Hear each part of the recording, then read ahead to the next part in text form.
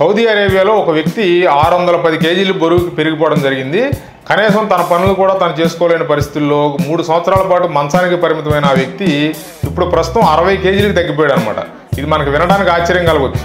80 కేజీలు 90 కేజీలు ఉన్న వాళ్ళు 10 కేజీలు 15 కేజీలు తగ్గడానికి నానా ఇబ్బందులు పడుతుంటే 610 కేజీలు ఉన్న వ్యక్తి 60 కేజీలు తగ్గడం అంటే సుమారుగా 560 కేజీలు పైగా తగ్గిపోవడం జరిగింది.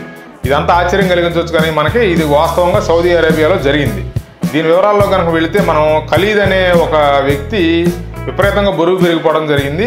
ఇక అతను మంచానికే పరిమితమై తన రోజువారీ కార్యక్రమాలు కూడా అతను చేసుకోలేని పరిస్థితుల్లో ఈ వార్త అప్పట్లో సౌదీ అరేబియా రాజు అయినటువంటి అబ్దుల్లా చెవిన పడింది. వెంటనే అతను ఒక నిర్ణయం తీసుకోవడం జరిగింది. ఇతను ఖచ్చితంగా మనం కాపాడాలని చెప్పి భావించి ఒక 30 మంది డాక్టర్లతో ఒక బృందాన్ని ఏర్పాటు చేసి అతన్ని ఒక మెడికల్కి సంబంధించిన హాస్పిటల్కి అతను తరలించడం జరిగింది.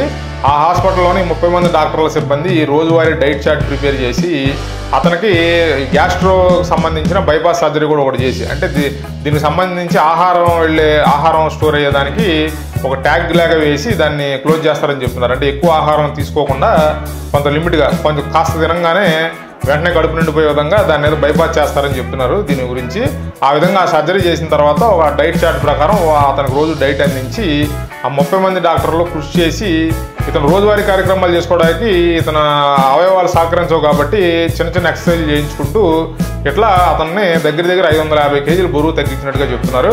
ప్రస్తుతం ఇతను 60 కేజీలు స్లిమ్గా యువకుడుగా మారిపోయి ప్రస్తుతం అతను యువకుడే, వయసు పరంగా అతను తక్కువేనండి. కాకపోతే ఏంటంటే అంత బరువు పెరగడం వల్ల ఇతను స్కిన్ వేలాడబడిపోవడం, రూపమంతా ఎక్కువ వయసు ఉన్న వాళ్ళలాగా మారిపోవడం జరిగింది. ఈ స్కిన్ని కూడా తొలగించడం కోసం ప్రత్యేక చికిత్సలు కూడా అందించారని చెప్తున్నారు.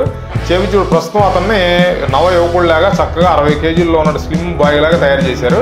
ప్రస్తుతం ఆ డాక్టర్లందరూ కూడా అతనికి ఒక పేరు కూడా పెట్టడం జరిగింది. స్మైలీ మ్యాన్ అని చెప్పి అతను పిలుస్తున్నారని చెప్తున్నారు. ప్రస్తుతం అంతా అతను చాలా ఆరోగ్యకరంగా ఉన్నాడని చెప్తున్నారు. ఇది మనకు కొంచెం ఆశ్చర్యంగా అనిపించినా కూడా పట్టుదల ఉంటే ఏదైనా సాధించవచ్చు అని మనకు అర్థమవుతుంది. Thanks for watching. Please like, share and subscribe 5D Media.